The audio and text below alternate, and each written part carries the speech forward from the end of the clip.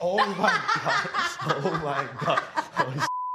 Oh, sh- Is it alive? Yes. Oh yeah. I don't want to touch that. Don't even. No way. Am I the only person questioning how these people are matched and why they were matched? Because most of the couples that we've seen this season, they don't make sense. They don't make sense. And the fact that someone was matched with someone and then had to go and look for a partner for himself does not make sense to me. It doesn't make sense. Make that make sense. Anyway, hey there. Thanks for stopping by. It's your girl Valerie again. If you're new to my channel, please don't forget to subscribe, leave a comment, and a like. And in this episode, I'll be reviewing Love Without Borders, season 1, episode 9. Okay. So we start off with Shreyas and Gabby. Shreyas and Gabby, I think, are very compatible. And Gabby is bringing out this different side of Shreyas than what we saw in the first half of the season because she is, I think she's very laid back. She's more outgoing. She's loving. She's bubbly. And she's caring, which is a totally different from his previous match. And when they initially matched them, I was like, oh, why are they rematching someone who's just gone through a breakup? Why can't they leave him alone? But I can see why they decided to match him with Gabby. It's a pity they didn't initially match Shreyas and Gabby right from the jump. I don't know why they decided to have this experiment of bringing Gollum and then from there bringing Gabby. It doesn't make sense to me. Anyway, they go on their dates. They go karting. They go to a pool party. They even go to a bar where they go for dinner. They say it's their first date, and Gabby has to order the drink because apparently in Dubai, only foreigners can order alcohol with a passport. You need a license in order for you to order alcohol as a local, which, oh, that's very good. And they really seem to be getting along. You see a different side of Shreyas. He's more bubbly, he's more outgoing, he's more social. And I think with Gulam, he was always on edge. He was always trying to make sure that he didn't offend her. So it's nice to see that this time he's more relaxed, he's more himself. And I really hope that Gabby doesn't turn around and say, well, this is not it, because I can see his heart being broken because he's really appears to be falling for this lady. And then we have Chandra and Naim. Naim obviously is out and about shopping, he's doing his own thing.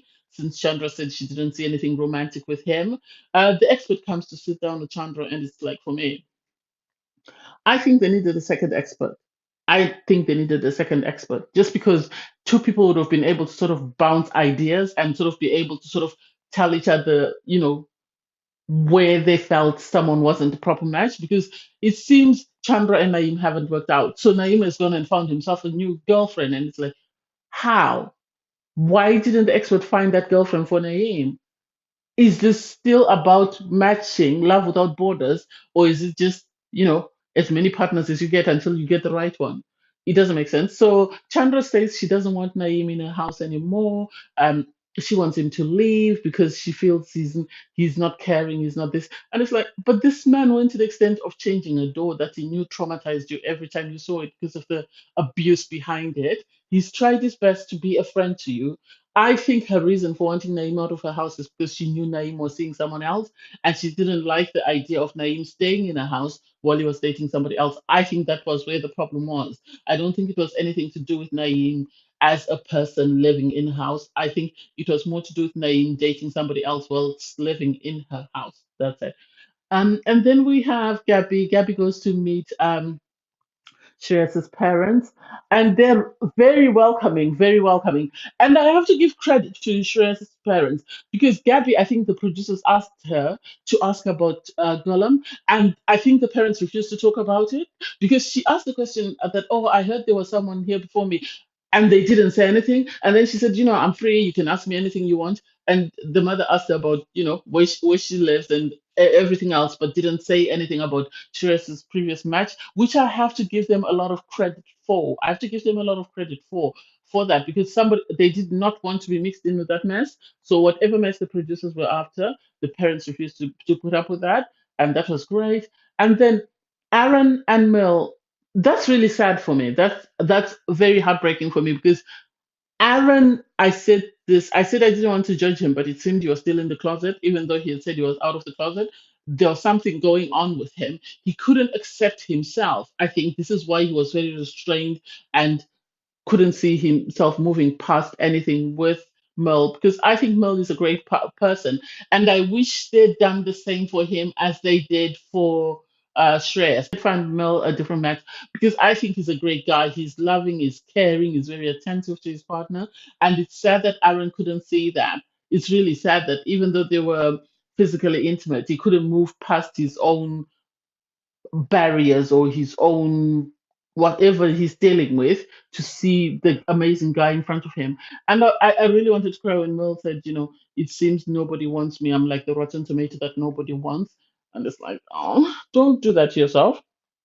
Don't bring yourself down. It's not your fault. You can't control how somebody else feels.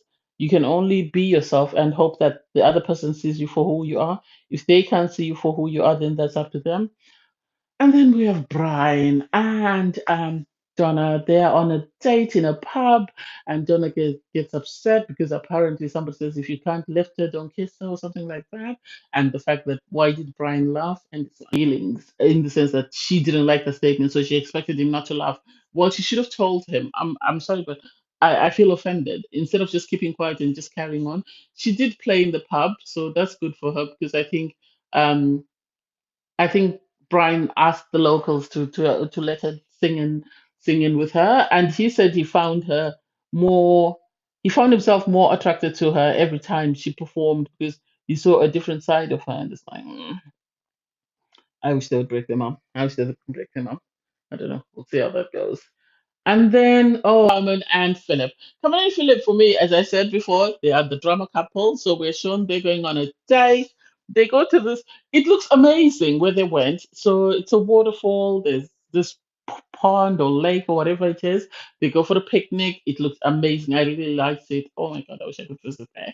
And they seem very relaxed. And with Philip and Carmen, it's just a matter of time before they explode. It's just a matter of time. I know Philip was saying he's trying to make his feelings known, that he is developing feelings for Carmen. And for me, I'm thinking, I don't even think you're in the friend zone, buddy. I think you're just in a zone whereby you're two co-workers. That's where you are at this point. I don't think you are in any zone that could lead to anything that might be sort of considered to be a relationship. And so just as he's about to he gives her flowers. She's excited about that. I don't know whether the producers are the ones that got them for them.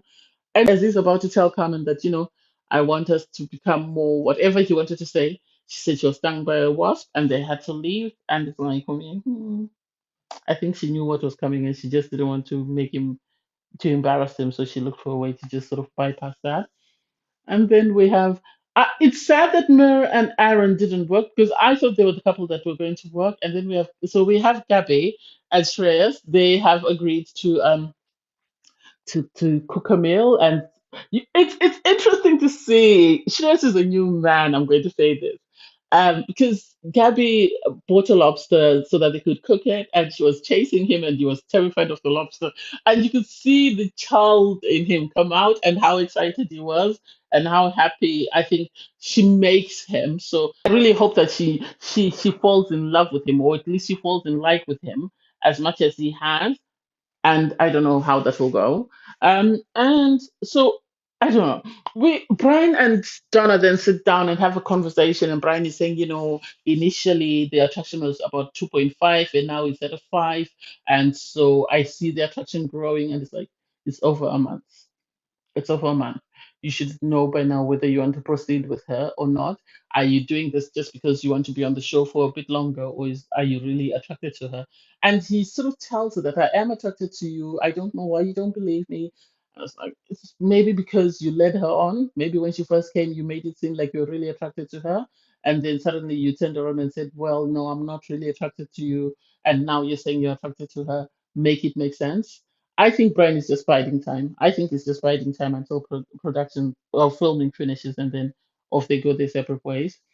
Um, and so we'll see how that goes. And then Shreyas and Gabby have a conversation where he lets his feelings known, that he is growing feelings for her. He is, he likes the way she's been and who she's been, and he really can't see himself developing feelings for her. He likes that she's been her genuine self, and she has not pretended to be anything else. And Gabby is sort of, I think. It's understandable where she is, but she's not sure whether she wants to continue with the relationship. She wants to move to Dubai. She wants to go back home. What does she want? It makes sense for her to feel that way, and I'm happy that they are having these honest conversations. That way, she doesn't just wake up one morning and say, "Oh well, I'm going back," and then poor stress is broken. So we'll see how that goes, and then we finally get to meet Naeem's girlfriend, well, his new girlfriend Ori. She's stunning. She's stunning. Apparently, they're sort of in the same line of work, so they share the same hobbies. They love helping children, working with children, and so we saw them on their first date, and they really seem. She's totally different. Her demeanor and everything. She's totally different from Chandra. So I hope she's definitely attracted to him. I hope she's definitely attracted to him because he says, he's fallen in love with Panama. He really likes this woman and he hopes to see where it goes. So I don't know. We'll see how it goes. Anyway, thanks guys for watching. Please don't forget to like, share, comment, and subscribe. Bye everyone.